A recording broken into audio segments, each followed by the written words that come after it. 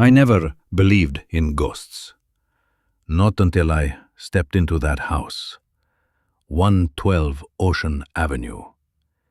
Amityville. People call it the Whispering House.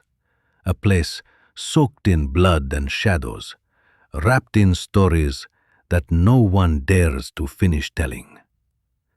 I wasn't there to chase ghosts.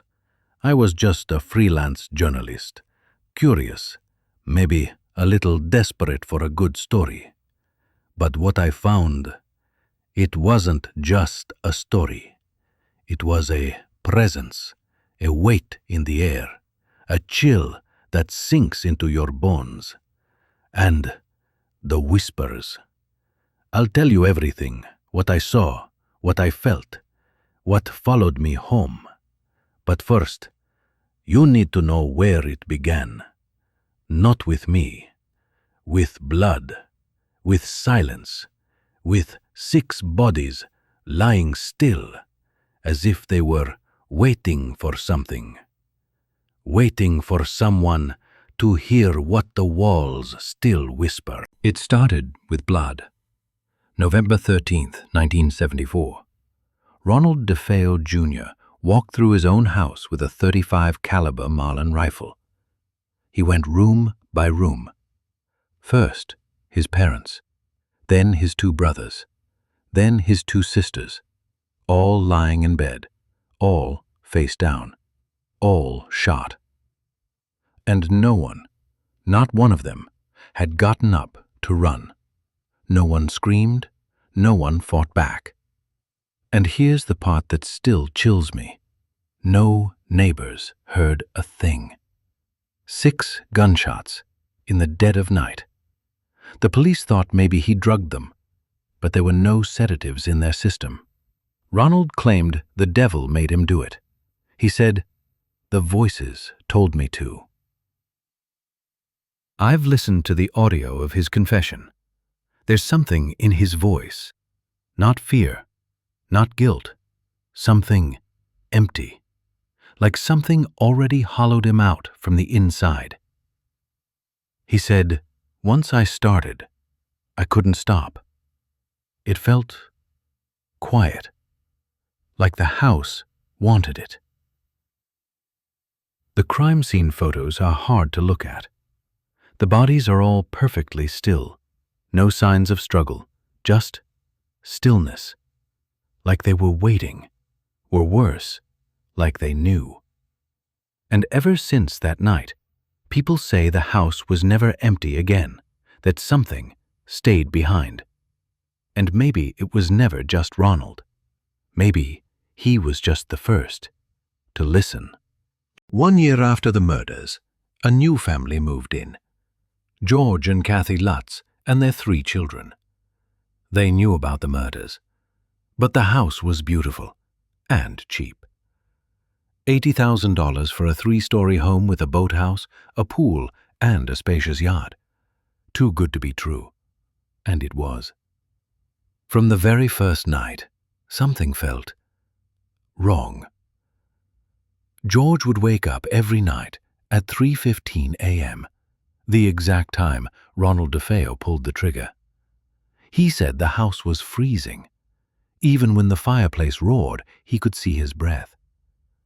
Kathy had dreams, terrible dreams, about the murders. One night, she dreamt she was floating above the bed, watching herself sleep, and something was holding her down. Their daughter, Missy, started talking to someone they couldn't see. She called it Jody. When they asked her who Jody was, she said, "She's a pig with red eyes. She comes in through the window." One night, George saw those eyes, glowing red, staring at him through Missy's bedroom window.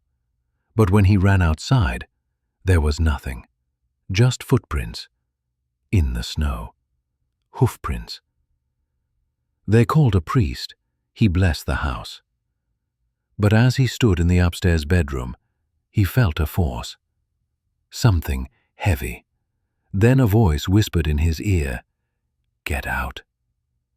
He left and never came back. The Lutz family tried to endure. Doors slammed, green slime oozed from the walls, voices echoed at night, laughing, crying, screaming. George became withdrawn, angry, obsessed. The house was changing him. He started waking up not just at 3:15, but earlier. One night, he woke up outside, staring at the boathouse, barefoot, freezing, with no memory of how he got there. After 28 days, they fled. They left everything behind, furniture, clothes, even their food. They never went back, and they never spoke of what really happened in full detail again. Some say they made it up, but I've seen the photos, the black handprints on the walls, the scratch marks on the floor. Whatever was in that house, it didn't want them dead. It wanted them to break. I finally did it. I went inside. The house was empty, abandoned. The Lutz family had been gone for years. But the moment I crossed the threshold, I knew it wasn't vacant. The air was thick, not dusty, wet, like something had been breathing inside the walls. Every floorboard creaked, but not under me, behind me. I told myself it was just the wind, but the windows were shut, the doors locked. I walked through the living room. The fireplace was blackened, cold, but there were footprints in the ash, small ones, like a child's. They led to the basement door. I followed. The door opened before I touched it, and then the smell, sweet and rotten, like flowers left too long in the sun, mixed with copper. I went down the stairs, step by step. In the corner of the basement, there was a patch of wall, slightly darker than the rest. I knocked on it, hollow. I pressed my hand against it, and it gave way. Behind it, a small square room, painted red, no windows, no lights, just a cement floor and scratches on every surface. Like someone or something had tried to claw its way out. The whispers started again, but now they were inside my head. He never left. They all heard it. You do too. I stumbled back, heart pounding. I ran up the stairs, but every step echoed like thunder. And then I heard it. The sound of someone breathing right behind me. I didn't turn around. I couldn't. I just ran. Out the door, into the daylight. The air felt lighter the moment I left the property. But the whispers, they came with me. They don't stop when I sleep. They don't stop when I pray. They just wait, like the house, waiting for someone else to listen. I thought leaving the house would be the end, but something left with me. It started small.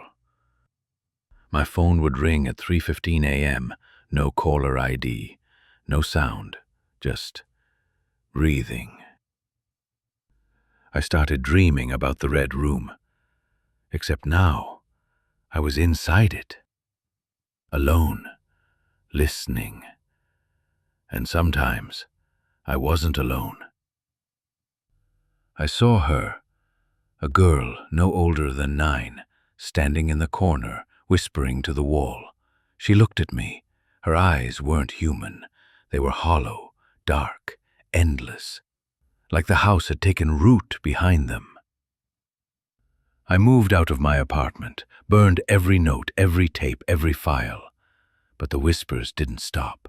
I started hearing them in other places, in hallways, in the hum of refrigerators, in static. They say the Amityville house is just a story, that it's over, but I know better. That house doesn't want attention. It wants silence. It waits.